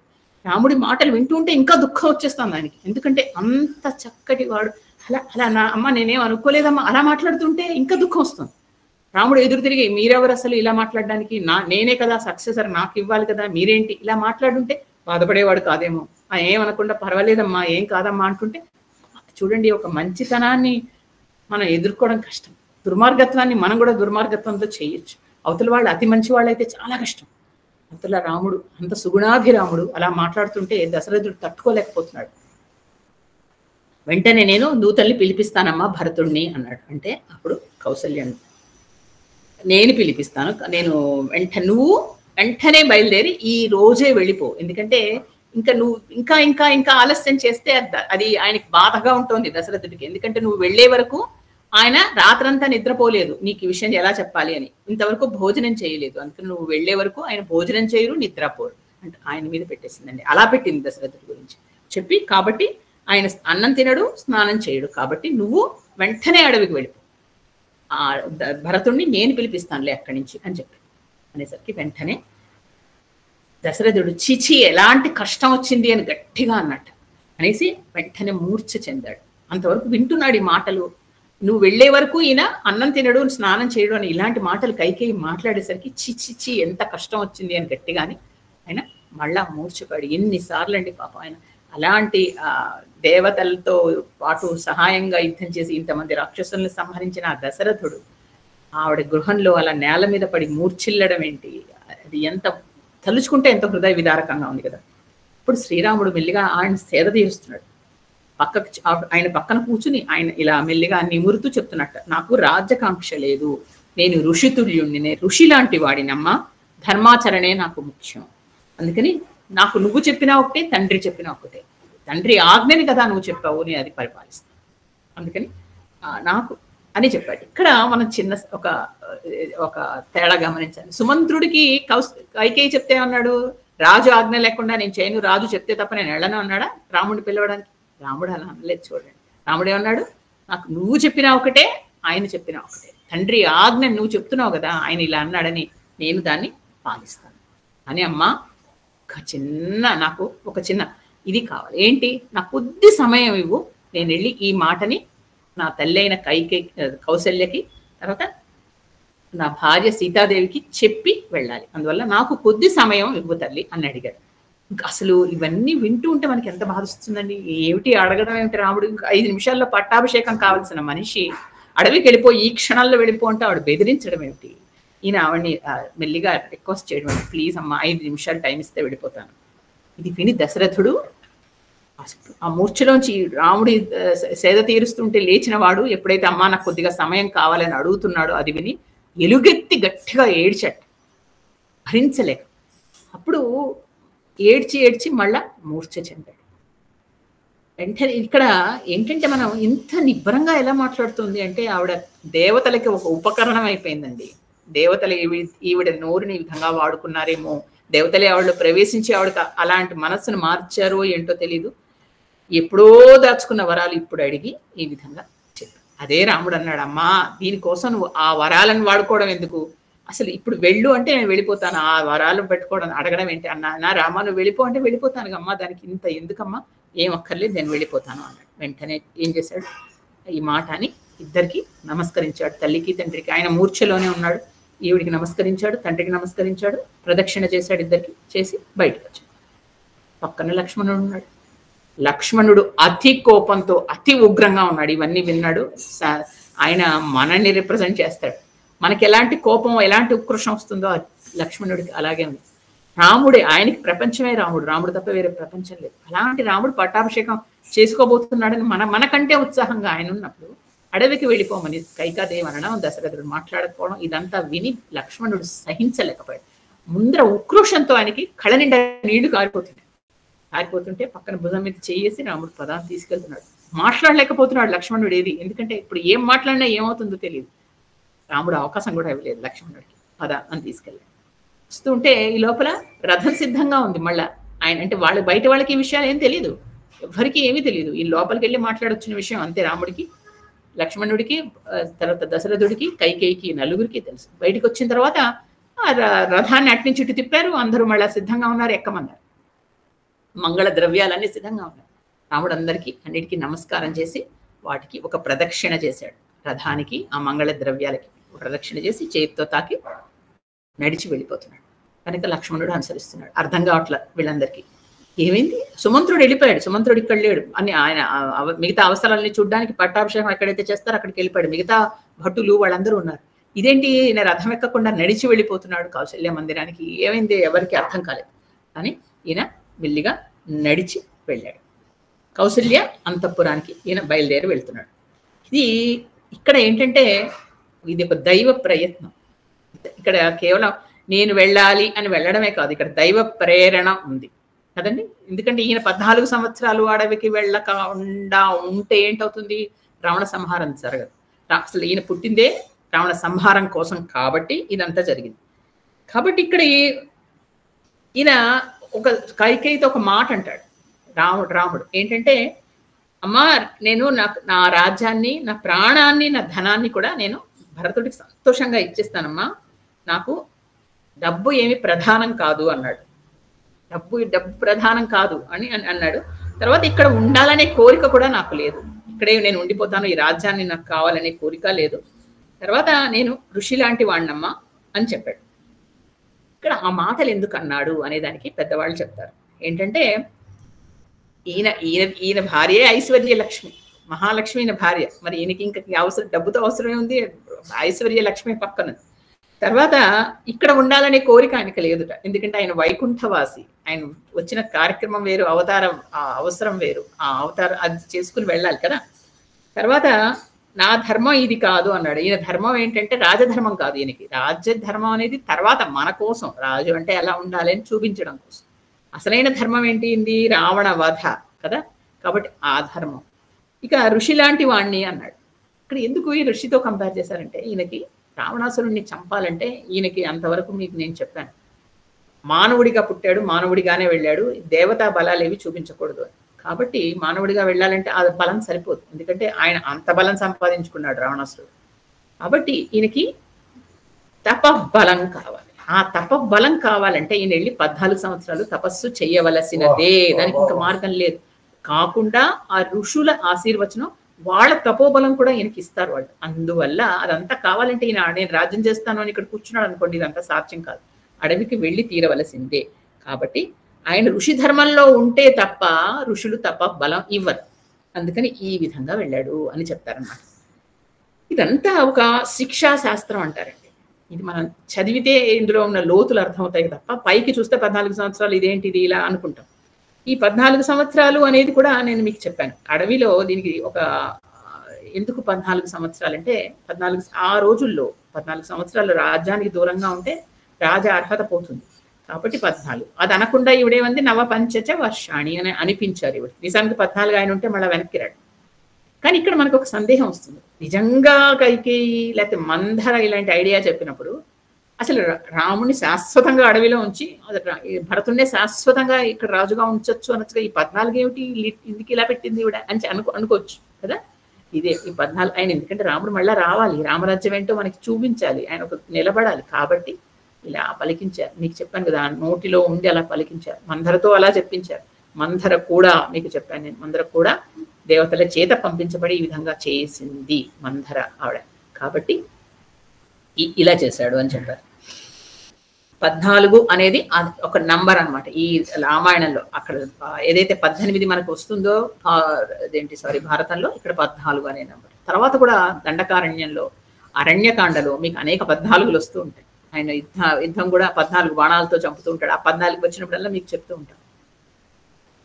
ఇంత ఇక్కడ చెప్తారు పెద్దవాళ్ళు. అంటే ఇవన్నీ చెప్పుకోపోతే నేను ముందరే అంత స్టోరీ చెప్పేసుకుంటూ వెళ్ళిపోతే అవ్వదు. కొన్ని విషయాలు మనం లోతుల్లోకి వెళ్ళి తెలుసుకోవాలి.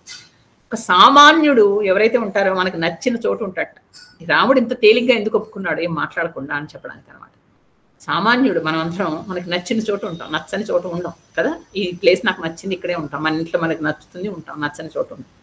కానీ సాధకుడు, ఒక యోగి అనేవాళ్ళు ఎక్కడైతే అవసరమో అక్కడే ఉంటారు. వాళ్ళ అవసరం ఎక్కడ ఉంటుందో అక్కడ ఉంటారట. అలాగే లోకమంతా ఎదురు చూస్తుంది ఆయన కోసం, ఎప్పుడు వెళ్తాడు అడవికి అని దేవతలందరూ ఎదురు చూస్తున్నారు. అలాంటిది ఆయనకి తెలిసినా తెలియకపోయినా దేవతలు ఆయనతో నడిపిస్తున్నారు. కానీ ఇక్కడ ఏంటంటే తండ్రి మాటకి ఆయన గౌరవిస్తున్నాడు కాబట్టి ఆ గౌరవంతో వెళుతున్నాడు. అందుకే ఆయన ఆ విల్లంబులు ఇది పట్టుకుని నేను వెళతాను అన్నప్పుడు రాముడు వెళ్ళాడు, రాముడు చేశాడు అంటే మళ్ళీ రాముడు రావాలి, మళ్ళీ రామరాజ్యం కావాలి అని దేవతలు కూడా కోరుకుంటున్నారు. అందుకని 14 అని అనిపించారు, శాశ్వతంగా అని అనిపించలేదు అక్కడ. అలా ఇలా చేస్తే గాని, అక్కడ ఉంటే గాని రాముడి పాపం పండదు కాబట్టి ఆ విధంగా రావణాసురుడి పాపం పండించి 14 సంవత్సరాలు ఈయన ఫలంతో తపస్సు చేసి అప్పుడు రావణాసుడితో యుద్ధానికి వెళతారు. ఇదనమాట. ఇక అక్కడి నుంచి వెళ్ళేటప్పుడు ఈయన తెలియదు, కౌసల్య మందిరానికి బయలుదేరి వెళుతున్నాడు. కౌసల్య మందిరానికి వెళ్ళిపోతూ ఉంటే లక్ష్మణుడు, చెప్పాను కదా, మానవుడిలాగా దుఃఖాన్ని ఆపుకుంటున్నాడు. ఆయన ఉక్రోషం వస్తుంది కానీ మాట్లాడట్లేదు, అన్నగారి పక్కన నడుస్తూ వస్తున్నాడు. శ్రీరాముడు మాత్రం ఎక్కడ మనోవికారాలు ఏవి బయటపడట్లేదు, నడుస్తున్నాడు. నడుస్తూ ఉంటే ఈ లోపల కైకేయి మందిరంలో కొంతమందికి న్యూస్ తెలిసిపోయింది. పొక్కుతుంది కదండి, విన్నవాళ్ళు అక్కడ ఇక్కడ విన్నవాళ్ళు పరిచారకులు ఎవరు వినేసి మోసారు లోపలికి. అంతా కైకేయి మందిరంలో కొంతమంది స్త్రీలకి విషయం తెలిసిన స్త్రీలు కొంతమంది గట్టిగా ఏడవడం మొదలెట్టారు. ఏంటి ఇలాంటి పని చేసింది కైకేయి, ఏంటి రాముడు అడవికి వెళ్ళడం ఏంటి, ఇప్పుడు పట్టాభిషేకం లేదు అని గట్టిగా అరుస్తుంటే దశరథుడికి మూర్ఛలోంచి తేరుకుని బయటికి చూస్తే రాముడు లేడు, వెళ్ళిపోయాడు. భయం వేసింది, అయ్యో రాముడు వెళ్ళిపోతున్నాడు అనే ఉద్దేశంతో లేచి లేవబోతున్నవాడు ఈ ఏడుపులన్నీ వినిపించేసాట. గట్టిగా దశరథుడిని అందరూ నిందిస్తున్నారు. ఏంటి స్త్రీ వ్యామోహం పడ్డాడా, ముసలిరాజు అంటే అంతవరకు రాజు కనిపిస్తే నమస్కారం చేయడానికి కూడా భయం, ఇలా తలంచుకొని వెళ్ళిపోయే పరిచారకులు కూడా దశరథుడిని నిందించడం మొదలెడుతున్నారు. అవన్నీ వింటే ఆయనకి ఎలా ఉంటుంది, బయటికి రావడానికి సిగ్గేసింది, అవమానం వేసి ఇలా తలంచుకొని మొహంలో ఆ లోపలనే ఉండిపోయాడు. బయటికి కూడా రాలేకపోతున్నాడు, ఎందుకంటే ఎవళ్ళు ఏమంటారో తెలియదు. ఇవన్నీ చూడండి దశరథుడి మనస్తత్వం ఎలా ఉంటుంది. పాపం సత్యం ఆ మాటకి ఎదురు చెప్పలేడు, తెలియకుండా మాట తీసేసుకుంది, ఇంత బాధ పెడుతోంది. కొడుకును వదలలేడు, ఒకవైపు ధర్మం ఒకవైపు సత్యం మధ్య నలిగిపోతున్నాడు, ఎద్దులాగా అని చెప్పాం కదా, అలాగా ఆయన బాధపడుతున్నాడు. ఇక్కడ శ్రీరామచంద్రుడు కాలినడకలో కౌసల్య మందిరంలోకి ప్రవేశించాడు. బయట ఎలా ఉంది ఆ మందిరం ఆవిడది, అసలు ఆవిడ ఎలాంటిదో ఆవిడ మందిరం కూడా అలాంటిది. పెద్దగా కైకేయి మందిరాల్లాగా ఆ విలాసాలు అలాంటివి ఏమీ ఉండవు. బయట అంతా అనేక మంది పురుషనులు ఆవిడ మందిరం ముందర కూడా నిలబడి ఉన్నట్ట. వాళ్ళకి తెలుసు ఇక్కడ రాముడు ఇక్కడికి వస్తాడేమో, అంటే తల్లి ఆశీర్వచనం అప్పుడు చూద్దామని కొంతమంది నిలబడి ఉన్నారు. వాళ్ళందరికీ ఈ విషయాలు ఏవి తెలియదు. అక్కడ జయ జయధ్వనాలు చేసుకుంటూ నిలబడ్డారు. అక్కడి నుంచి రాముడు 2వ కక్షలోకి వెళ్ళాడు. ఆవిడకు కూడా అంతే కదా, జస్ట్ గేట్ ఉండదు, 3-4 లోపలికి దాటి వెళ్ళాలి ప్రాకారం.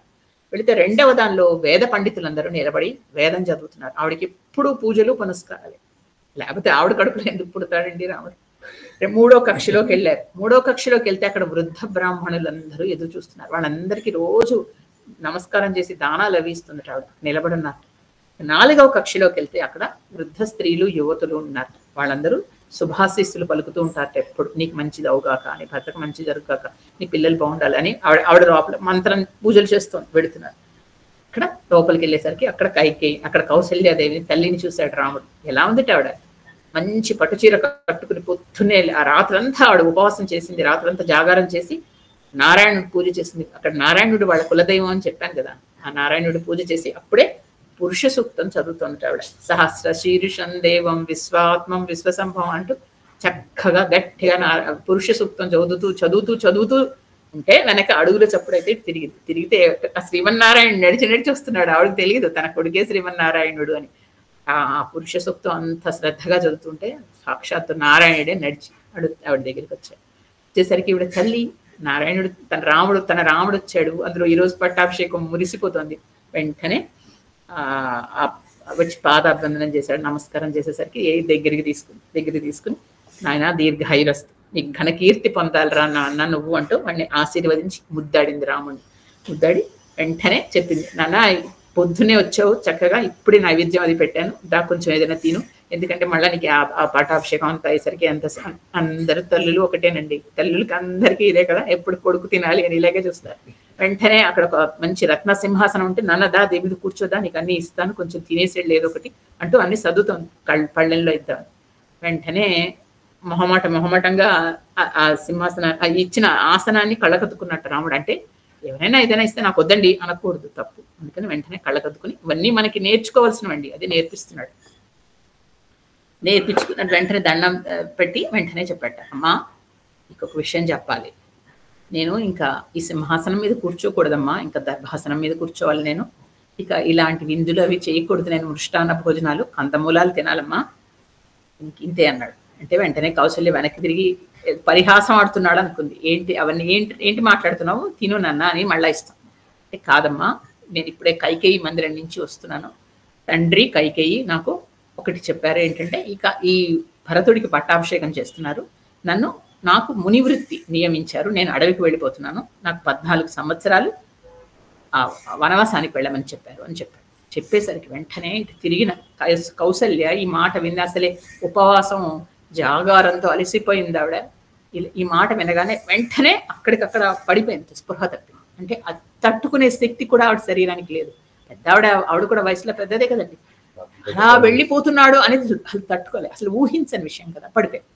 పడిపోయేసరికి వెంటనే రాముడు వెళ్ళి ఆవిడని ఊళ్ళోకి తీసుకుని సేద తీర్చి, అమ్మ మనకి కాస్త నీళ్ళది చల్లేసరికి లేచి ఏంటంటున్నావు రామ, మళ్ళా ఇంకొకసారి చెప్పు అంటే రాముడు అంతా చెప్పాడు. చెప్పేసరికి వెంటనే లేచి కూర్చుందిటండి. ఒకే మాట అందావిడ, నాయనా నువ్వు నాకు జన్మించకుండా ఉండవలసిందిరా అంది. ఎంత మాట అండి, ఎంత మాట అనేసింది తల్లి. ఆవిడకున్న బాధ అంతా బయటకు వచ్చేసింది. ఒక తల్లిగా మనందరం తల్లులు ఇమాజిన్ చేసుకుని ఆ బాధలోకి వెళ్ళి కౌశల్యలో మనం పరకాయ ప్రవేశం చేస్తే మనకు అప్పుడు కానీ ఆ బాధ అర్థం కాదు కదా. మొన్న ఎవరో అడిగారు పరకాయ ప్రవేశం అంటే ఏంటంటే, సపోజ్ మీరు కౌశల్య అయితే, కౌశల్య స్థానంలో మీరుంటే ఏమవుతుంది చెప్పండి. వెంటనే అందుట, అమ్మ నాయనా నువ్వు కనుక పుట్టకుండా ఉంటే ఈ వియోగం నాకు ఉండేది కాదురా. ప్రపంచం అంతా నన్ను గొడ్రాలు అని పెళ్ళైనప్పటి నుంచి అంటూనే ఉన్నారు, ఇప్పుడు కూడా అనేవాళ్ళు. పర్వాలేదు, నీలాంటి వాడిని కన్నందుకు నాకు ఏంట్రా ప్రయోజనం, విడిచి వెళ్ళిపోతాను అంటున్నావు నువ్వు. నాయనా ఇది తట్టుకోలేని ఇదంతాను. అందువల్ల ఈ నిరాదరణ, నా భర్త కూడా నన్ను నిరాదరించారు నాయన. పెళ్ళైన తర్వాత నాకు పిల్లలు పుట్టలేదని సుమిత్ర పుట్టలేదని కైకేయిని చేసుకున్నారు. తర్వాత కైకేయితోనే ఉండేవారు, మా మందిరానికి కూడా రాలేదు. అన్ని భరించాను. తర్వాత దేవుడి దేవల్ల ఇలాగా పుత్రకామిష్టి చేయడం, నువ్వు పుట్టడం, ఈ వల్ల నాకు ఇంత మంచి పేరు రావడం ఇంత జరిగింది. కానీ ఇప్పుడు ఇలాంటి విని భరించే శక్తి నాకు లేదు నాయన. అందువల్ల నా ఆశ్చర్యం వేస్తుంది ఏంటో, ఒక్కటే ఆశ్చర్యం వేస్తుంది ఏంటంటే, నా గుండె ఇంత గట్టిదని నాకు తెలియదురా, ఇంత ఇనుములాగా ఉందేంటి, పాటికి పగిలిపోవాలి కదా ఇలాంటి మాటలు విని. ఇంకా నేను ప్రాణాలతో ఎలా ఉన్నాను, నేను అందుకని ఇవన్నీ భరించలేను నాయన. ఒక్క మాట మాత్రం నేను చెప్తాను, నేను మాత్రం నిన్ను విడిచి ఉండడం అనేది అసంభవం, నన్ను నీతో తీసుకు వెళ్ళిపో అని చెప్పి, ఎందుకంటే నేను ఉండను నువ్వు లేకుండా ఇక్కడ అని ఆ తల్లి విలేపించడం మొదలెట్టింది. ఇవన్నీ గమనిస్తున్నాడండి లక్ష్మణుడు వెనకాతలు ఉన్నాడు. అంతవరకు మాట్లాడలేదు. రాముడిని అక్కడ లోపలన్నీ విన్నాడు. ఆ దశరథుడు మాట్లాడకపోవడం, కైకేయి వినడం, మాటలు అనడం అన్ని వింటున్నాడు. దుఃఖాన్ని అణుచుకుని వచ్చాడు. నీళ్లు కారిపోతున్నాయి, మాట్లాడట్లేదు. ఎప్పుడైతే కైకేయి కౌసల్య పడిపోయిందో అప్పుడు లక్ష్మణుడు విజృంభించాడు. అంతవరకు ఆయన ఆదిశేషి అవతారం, మరి ఆయనకున్న రోషం ఎక్కడికి పోతుంది. దాంతో గట్టిగా మాట్లాడడం మొదలెట్టాడు. ఒక కుటిలాత్మురాలు తన స్వార్థంతో నిన్ను అడవికి పంపించాలని తండ్రిని తన మాటల వలలో పెట్టి బంధించి మాట్లాడుతుంది. అలాంటిది రాజు కూడా ఒక వృద్ధుడైపోయాడు. మన తండ్రి వృద్ధుడైపోయి కామానికి వసుడైపోయి ఆవిడికి లొంగిపోయి ఇలాంటి విపరీతమైన పనులు చేస్తున్నాడు. ఇందులో ఏమైనా రాముడు ఏమైనా అసత్యవాదం చేశాడా, లేకపోతే రాజద్రోహం చేశాడా? ఆయన్ని అడవికి పంపించడం ఏంటి? అలాంటి వాళ్ళని కదా అడవికి పంపిస్తారు. ఎందుకు రాజ బహిష్కరణ చేస్తున్నాడు? రాజ బహిష్కరణ ఎవరిని చేస్తారండి? ఎవరైనా రాజద్రోహం చేస్తే, చెయ్యరాని పని చేస్తే చేస్తారు. అలాంటి రాముడు ఎప్పుడైనా అలాంటి పని చేస్తాడు? అందరూ రాముడు కావాలని కోరుకుంటున్నారు కదా. అలాంటి రాముడికి ఇలాంటి శిక్ష విధిస్తారా? ఇలాంటి పుత్రుడిని వదిలేస్తారా మీరు? ఎంత తప్పు. అందువల్ల ఇలాంటి తండ్రి మాట మనం పాటించక్కర్లేదు అన్నయ్య. అందువల్ల ఇంకా ఎవ్వరికీ తెలియదు కదా ఈ విషయం, నేనే చెప్తున్నాను అన్నయ్య. ఇప్పుడు ఒక సహాయం చేస్తాను నేను నీకు. ఏంటో మనం అందరం ఏం చేస్తాను తెలుసా? ఈ భరతుడి వైపు ఎవరున్నారో వాళ్ళందరినీ నేను మట్టు పెట్టేస్తాను. ఇటువైపు కైకేయి వీళ్ళందరూ ఉన్నారు కదా, వీళ్ళందరూ నేను ఒక్కడిని చాలన్నయ్య, నువ్వు అంటే చాలు, వీళ్ళందరినీ వెళ్ళి నేను సంహరిస్తాను. నువ్వు మెత్తగా ఉండకన్నయ్య, మెత్తగా ఉంటే నీకు చేత కాదు అనుకుంటున్నారు వీళ్ళు, నువ్వేంటో వీళ్ళకి తెలియదు. కానీ నువ్వు మాట్లాడుకు, నాకు ఆజ్ఞ ఇవ్వు చాలు. ఎందుకు ఈ బాణాలు ఈ చేతిలో పెట్టుకుని ఉన్నాను? ఇవి నీ కోసమే, నా ప్రాణాలు ఉన్నది నీ కోసం. అందువల్ల వీళ్ళని నేను బంధించేస్తాను. అప్పుడు నువ్వు వీడు శాసించు, నువ్వు రాజువి, నువ్వు చక్రవర్తివి అని అన్నాడు. అని వెంటనే కౌశల్యతో అంటున్నాడు లక్ష్మణుడు, అమ్మా నాకు అన్నయ్య ప్రాణ సమానుడు, నా ప్రాణమే అన్నయ్య కదా, నీ ధనుస్సు మీద ఒట్టు పెట్టి చెప్తున్నానమ్మా. నేను ఇన్ని రోజులు అన్నయ్యకి చేసిన సేవల మీద ఒట్టు పెట్టి చెప్తున్నాను. రాముడు గనక ఎక్కడ ప్రవేశిస్తే రాముడి కంటే ముందర నేనుంటాను. నన్ను దాటే ఏమైనా వెళ్ళగలవు, రాముడి వరకు ఏమి వెళ్ళవు. నా శక్తి సామర్థ్యాలతో రాముడి కష్టాలనే నేను తొలగిస్తానమ్మా. మీరందరూ నా పరాక్రమం ఏంటో చూడండి. లక్ష్మణుడు అనుకుంటున్నారు కదా, పరాక్రమం ఏమిటో ఈ రోజు చూపిస్తానమ్మా. అందువల్ల నాకు అవకాశం ఇవ్వండి అంటున్నాడే కానీ ఆయన కళ్ళలో నీళ్లు కారిపోతున్నాయి. మనిషి ఆవేశంతో వణికిపోతున్నాడు. రాముడు గమనిస్తున్నాడు. లక్ష్మణుడు అలా ఆపితే ఆగడు. అందుకని ఆయన్ని మాట్లాడి వదిలేశాడు. రాముడు మాట్లాడి చల్లబడతాడు, అప్పుడు చల్లబరుస్తామని అని వదిలేశాడు. ఇప్పుడు కౌసల్య అంది. ఈ మాటలన్నీ వినిన తర్వాత కౌసల్య కొంచెం బలం వచ్చింది. ఓహో, లక్ష్మణుడు కూడా నా వైపు ఉన్నాడని. నాయనా, నీకు ధర్మాలన్నీ తెలుసు, నువ్వు ధర్మమూర్తివి కదా రామ, అందుకని నేను నీకు తల్లిగా చెప్తున్నాను. ఎంతసేపు తండ్రి మాట, తండ్రి ఆజ్ఞ, తండ్రి అంటున్నావు కదా, తల్లికి కూడా ఉంటుందిగా, మరి నాకు మాత్రం లేదా? ఆ హక్కు ఉంటుందిగా. అందుకని తల్లిగా చెప్తున్నాను, మాతృ ఆజ్ఞ కింద తీసుకో, నువ్వు ఇక్కడే ఉండి నన్ను సేవించు. నువ్వు భరతుడికి ఇచ్చేసే రాజ్యం, మనకి రాజ్యం వద్దు, ఏమి వద్దు, వాళ్ళని తీసుకొని వెళ్ళిపోని, కానీ ఇక్కడే ఉండు, వెళ్ళిపోకు, ఉండి ఇక్కడ ఉండు, నా దగ్గర ఉండు, హాయిగా ఉండి, ఇక్కడ అందరం మనం కలిసి. తల్లి కనిపించదండి, అక్కర్లేకపోతే పోయే డబ్బులు, కనీసం కొడుకుంటాడు, తనకి వృద్ధాప్యంలో కొడుకు కావాలి, చక్కగా కోడలు తిరుగుతోంది, ఎందుకు వీళ్ళందరూ వెళ్ళిపోవాలి తన దగ్గర నుంచి అని, నువ్వు వెళ్ళిపోతే నేను జీవించను అని చెప్తాను. చెప్తే అప్పుడు శ్రీరామచంద్రుడు అన్నాడు తల్లితో, అమ్మా, నీకు నేను నా శిరస్సుతో ప్రణమిల్లుతున్నాను తల్లి, వనానికి వెళ్ళడానికి నేను సిద్ధమయ్యానమ్మా. నీకు తెలుసు కదా, నీకు పరశురాముని మనం కలిసాం, వివాహమై వస్తుంటే చూసాం. ఆయన ఏం చేశాడు, తండ్రి ఆజ్ఞ ఇస్తే వెంటనే వెళ్ళి తల్లి శిరస్సును కూడా ఖండించడానికి సిద్ధపడ్డాడు. తండ్రి ఆజ్ఞ లాంటి అంత గొప్పది. మన వంశంలో సగరులు ఏం చేశారు, ఆయన తండ్రి చెప్తే వెంటనే వెళ్ళి సాగరాన్ని తవ్వేరు వాళ్ళు ఆ వస్త్రం కోసం, 60,000 మంది. అవన్నీ మనం విన్నాం కదా. తండ్రి ఆజ్ఞ అనేది అంత గొప్పది. ఆయనకి కేవలం మన కుటుంబానికే కాదమ్మా, ఆయన రాజు కూడా, ఆ విషయం మర్చిపోక, అది రాజాజ్ఞ కూడా. అందువల్ల ఇక్కడే, అందుకని నేను దీన్ని పాటిస్తాను అని. లక్ష్మణ, నీ ప్రేమ చాలా గొప్పదయ్యా, నువ్వు నాకు తెలుసు, నువ్వు ఎలాంటి వాడు అని. ఇక్కడ అమ్మ దుఃఖంలో ఉంది, ఏదో మాట్లాడుతోంది, కానీ నువ్వేంటి అన్నిటికీ నేను నిన్ను అనుసరిస్తానన్నయ్యా అంటావు, నన్ను అనుసరిస్తావు ఎక్కడికి వెళితే, నా ధర్మాన్ని అనుసరించవా నువ్వు అని అడిగాడు. అడిగి తండ్రి బాధ ఏమిటో అర్థం చేసుకో. ఆయనకి ఏంటంటే, ఆయన క్రూరుడు కాదు, ఆయన గురించి క్రూరంగా ఆయన బంధిస్తాను, ఆయన జైల్లో పెడతాను ఇలా మాట్లాడకు. ఎందుకు తెలుసా, ఆయన ధర్మం అటు ఇటు చెప్పలేక మధ్యలో నలుగుతున్నాడు. ఆయన ఒక మాట ఇచ్చాడు, ఆ సత్యం వైపు బద్దపడ్డాడు. కాబట్టి అలా చెయ్యకు అని లక్ష్మణుని, కౌసల్యని ఆయన ఓదార్చడానికి ప్రయత్నిస్తున్నాడు. ఇక్కడికి స్వస్తి.